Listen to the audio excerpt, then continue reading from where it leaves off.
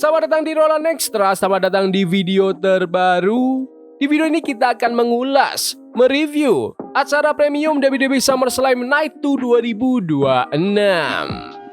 General Manager SmackDown Nick Aldis membuka hari kedua SummerSlam 2026 dengan mengumumkan kalau dia udah balik menjabat.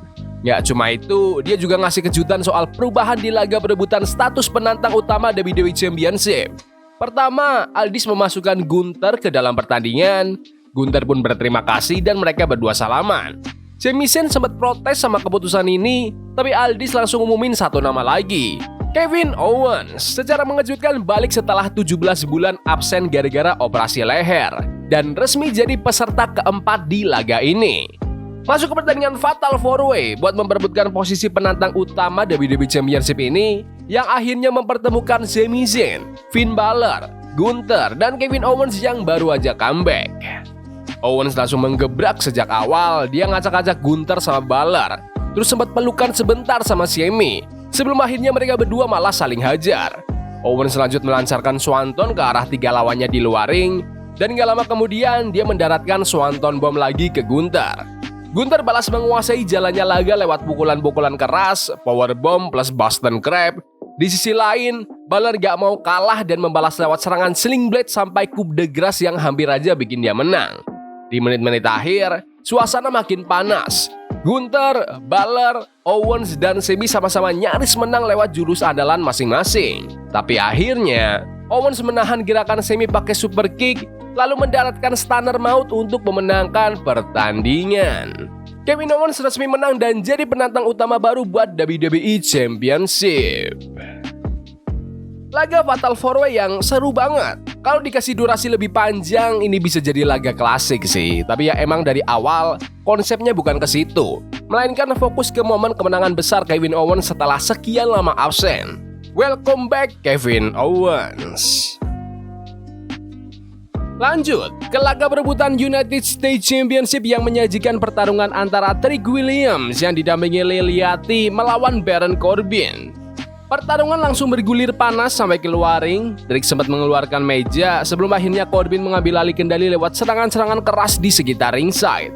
Pas balik ke dalam ring, Corbin masih mendominasi sampai akhirnya Trick bangkit dan membalas pakai bookend. Dilanjut Death Valley Driver yang nyaris membuahkan hasil. Liliati juga berulang kali ikut campur. Dia sempat mau pakai kendo stick, tapi apesnya malah ketabrak Corbin sampai jatuh nembus meja di luar ring. Di satu wasit lagi terdistraksi sama kejadian itu, Corbin memanfaatkan situasi buat mukul Trick pakai sabuk gelar. Langsung disambung dengan bantingan End of Days untuk memenangkan pertandingan dan resmi jadi juara baru United States Championship. Laga ini lumayan solid, tapi yang gak yang spesial-spesial amat. Trick Williams sama Baron Corbin memang bukan tipe pegulat yang terkenal selalu menyajikan laga fantastis, tapi mereka berdua tetap berbakat dan jago banget membawakan karakter mereka masing-masing. Soal ngerakit meja di luar ring tadi sebenarnya gak masuk akal secara alur cerita, tapi emang sengaja disiapin buat momen jatuhnya Liliati. Ending kayak gini bikin Corbin kelihatan cerdik, kemenangan khas seorang heel. Jujur aku gak nyangka gelar juara ini bakal berpindah tangan. Corbin bahkan gak lewat laga kualifikasi buat dapat tiket ke US title, tapi tahu-tahu malah nyabat emas di SummerSlam. Tapi tenang, Trick harusnya bakal tetap baik-baik aja buat masa depan. Masuk ke gelar interim WWE Women's Championship yang diperebutkan dalam laga tangga atau ladder match yang melibatkan Charlotte Flair, Jade Cargill, Tiffany Stratton, Lash Legend, dan Chelsea Green. Aksi cepat langsung menyebar ke sekeliling ring. Tangga jadi properti utama di laga ini, di mana tiap pegulat saling menjatuhkan satu sama lain demi menggagalkan usaha mengambil sabuk. Jade sempat melayangkan Jade ke Chelsea tepat di atas jembatan tangga, sementara Lash sempat mendominasi durasi pertandingan lewat gaya bertarung yang penuh tenaga. Tiffany membalas pakai backstabber ke Jade dan head scissor yang melempar Lash menghantam tangga. Charlotte juga terus menebar ancaman sepanjang laga, berulang kali mencoba memanjat tangga sebelum akhirnya dijatuhkan lawan-lawannya. Memasuki detik-detik akhir, Chelsea coba memanjat tangga tapi mendadak diganggu Bifab dan Michin. Mereka menyerang Chelsea dan meninggalkannya dalam posisi tersangkut terbalik di tangga. Sementara itu, Jade, Charlotte, Tiffany, dan Lash masih sengit bertarung di sekitar. Begitu Jade dan Charlotte jatuh bersamaan dari tangga dalam aksi adu jotos terakhir, Chelsea yang udah pulih langsung memanfaatkan kesempatan. Dia manjat tangga, mengambil sabuk interim WWE Women's Championship, dan keluar sebagai pemenang. Chelsea merayakan kemenangannya di puncak tangga diiringi kembang api. Menurutku, para pegulat wanita di laga ini tampil bagus banget. Aku nggak bakal bilang ini laga tangga epic yang bakal aku ingat seumur hidup, tapi tetap banyak hal yang menarik yang bisa dinikmati. Beberapa benturan emang kelihatan agak konyol, tapi ada juga bandingan yang benar-benar bikin ngilu. Bandingan Les Legend ke Tiffany Stratton di tangga deketan bakal itu kelihatan brutal banget. Tiffany juga berani ngambil resiko besar waktu jatuh dari tangga keluaring dan itu nggak gampang. Jujur, aku ikut seneng Chelsea Green yang menang. Tapi ya, aku agak ragu Chelsea bisa mempertahankan sabuk ini kalau Rhea Ripley udah comeback nanti. Lanjut, ke laga Human Manis on a Pole yang mempertemukan Danhausen melawan Dominic Mysterio. Pemenangnya harus berhasil mengambil tas yang berisi uang $100.000 Amerika yang digantung di atas ring. Pertandingan berjalan cukup seimbang sampai akhirnya Jerry McDonagh datang bikin kacau. Dia serang dan halangi Danhausen, bikin pasukan Minihausen masuk ke ring buat halangin Jedi, memicu keributan besar di luar ring. Jadi dihujani berbagai serangan termasuk top rope hurricanrana dan suicide dive dari Torito Hausen yang mengenai Dominic Mysterio. Jadi McDonagh masih terus berusaha bantu Dominic, tapi Joe Hendry tiba-tiba muncul dan langsung hajar Jedi pakai sabetan gitar. Dominic dan Danhausen kemudian balapan manjat turnbuckle buat menggapai tas uang itu. Begitu Dominic udah bersiap memegang tasnya, Danhausen langsung mengutuk Dominic. Seketika ada percikan api meledak. Danhausen memanfaatkan momen itu buat memanjat tiang, mengambil tas berisi Human Manis dan memenangkan pertandingan. Setelahnya, Danhausen bareng sekutu-sekutunya membagikan sebagian uang tersebut ke para fans di pinggir ring. Agak susah sebenarnya buat ngasih review serius di pertandingan ini, soalnya gulat benerannya cuma sekitar 4 menit, sisanya cuma komedi dan kehebohan yang melibatkan pegulat lain. Tapi aku suka Danhausen dan paham kenapa dia dikasih panggung. Aku nggak keberatan sih, konyol tapi anak-anak suka, orang-orang yang emang santai juga pasti menikmati. Danhausen tetap very evil, very nice dan belum terkalahkan di WWE. Tapi tolong banget, jangan sampai perseteruan Danhausen dan The Judgment Day ini dianggap sebagai salah satu view terbaik WWE tahun ini. Tolong move on aja lah. Anyway, nggak kaget Danhausen yang menang. Di sisi lain, agak kasihan sama Dominic Mysterio yang bookingan karakternya di WWE masih belum kelihatan kuat banget. Padahal dia udah lama memegang gelar AAA Mega Championship. Masuk ke Penta yang mempertahankan gelar Intercontinental Championship miliknya melawan Chad Gable. Pertandingan dibuka dengan saling lempar rasa hormat sebelum kedua pegulat saling bertukar momentum lewat variasi counter dan jurus andalan. Penta sempat unggul lewat pukulan-pukulan keras dan aksi aerialnya, tapi Gable merespon cepat lewat rentetan German suplex, kuncian submission dan serangan terarah buat menguras stamina Penta. Seiring berjalannya laga, Penta sempat mengincar lengan kiri Gable pakai The Sacrifice lalu disambung super kick, tapi Gable berulang kali berhasil membalikan manuver jadi kuncian mati. Memasuki momen krusial, aksi saling balur serangan berisiko tinggi terus terjadi. Ada German suplex di apron ring dari Gable, dibalas Mexican Destroyer juga di atas apron oleh Penta, plus saling lepas dari kuncian submission. Gable akhirnya berhasil mengunci variasi ankle lock, dipadu heel hook yang memaksa Penta harus tap out, dan Gable pun memenangkan pertandingan dan resmi jadi Intercontinental Champion yang baru. Seusai laga, Penta menyerahkan sabuk Intercontinental Championship ke Gable sebagai bentuk rasa hormat. Gable merayakan kemenangan manis ini di dalam ring bersama istri, anak-anak, dan orang tuanya. Keren banget, dua pegulat ini benar-benar berbakat dan chemistry mereka langsung menyatu begitu bel berbunyi. Memang ada beberapa gerakan Penta yang agak kurang pas, tapi ya itu hal biasa yang kadang emang nggak fokus dia. Aku suka sama storytellingnya, Chad Gable yang nahan sakit di tangan, jual rasa sakit itu dengan baik, lalu berhasil bangkit buat mengunci kemenangan. Momen Gable mengalahkan Penta demi sabuk Intercontinental di kota kelahirannya sendiri adalah salah satu pergantian gelar paling bisa ditebak yang pernah ada. Tapi tetap memuaskan. Aku seneng banget buat Gable dan keputusan buat kasih sabuk juara ke dia di laga ini emang langkah yang sangat tepat. Waktunya main event. Mempertemukan Roman Reigns yang mempertahankan WWE World Heavyweight Championship miliknya melawan Seth Rollins. Begitu bel berbunyi, tensi pertandingan langsung melonjak cepat. Pertarungan sampai melebar keluar ring, bahkan makin liar hingga ke tengah kerumunan penonton.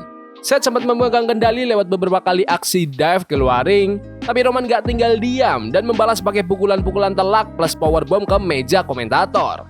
Gak mau kalah, Seth balik menghantam Roman ke meja yang satunya. Sebelum akhirnya mereka berdua kembali ke dalam ring buat melanjutkan duel. Di dalam ring, jual beli serangan yang sengit terus terjadi. Seth mendaratkan pedigree dan dilanjut The Storm, sementara Roman membalas lewat Superman Punch, Spear, dan kuncian Guillotine.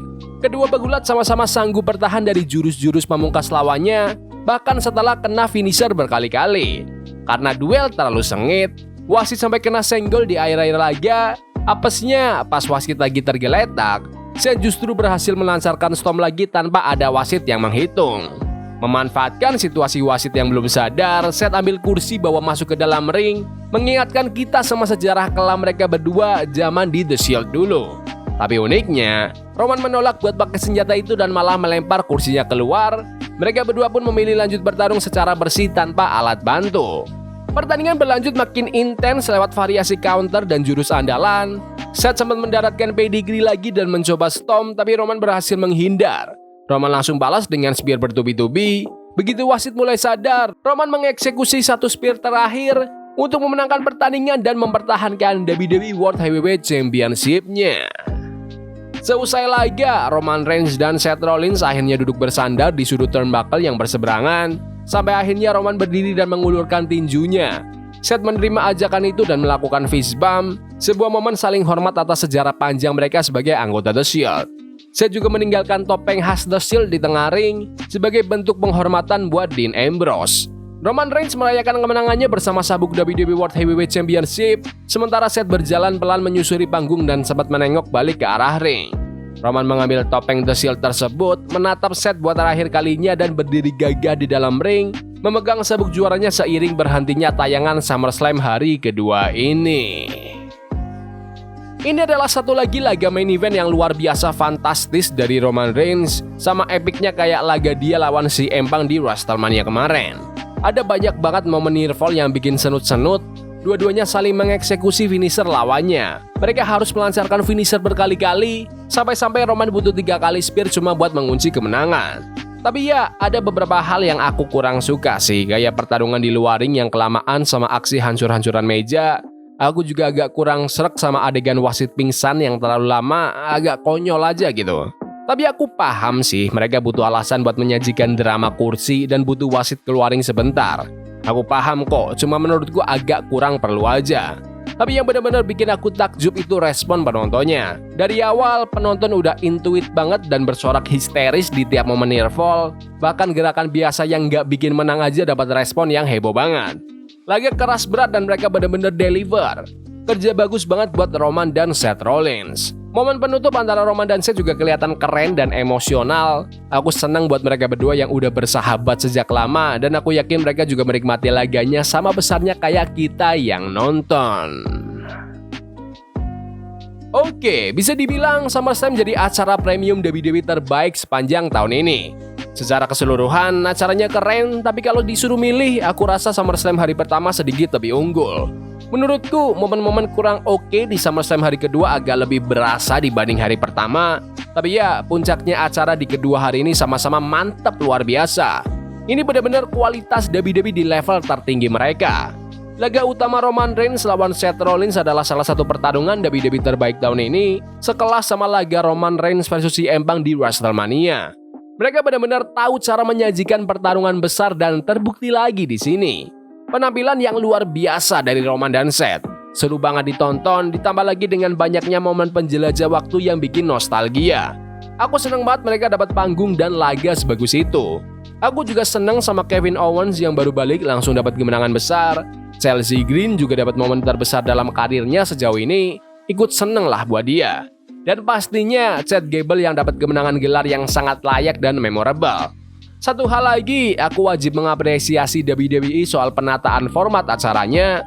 Mereka berhasil mengurangi hal-hal yang kurang penting. Laganya dapat durasi lebih pas dan jalannya acara terasa cepat dengan durasi sekitar 3 jam. Mereka bahkan gak banyak muter video recap kayak dulu lagi, yang mana aku suka-suka aja. Kalau dibandingin sama WrestleMania kemarin, acara SummerSlam kali ini ditata jauh lebih rapi. Kelihatan kalau WWE mau belajar dari evaluasi sebelumnya. Pokoknya SummerSlam kali ini sukses besar, kerja bagus buat WWE. Tapi menurut kalian gimana SummerSlam hari kedua tahun ini? Bagus? Gak bagus? Komen di kolom komentar. Jangan lupa tonton video recap dan review SummerSlam hari pertama kemarin. Serta subscribe, like, bunyiin lonceng biar nggak ketinggalan berita dan update terkini tentang WWE.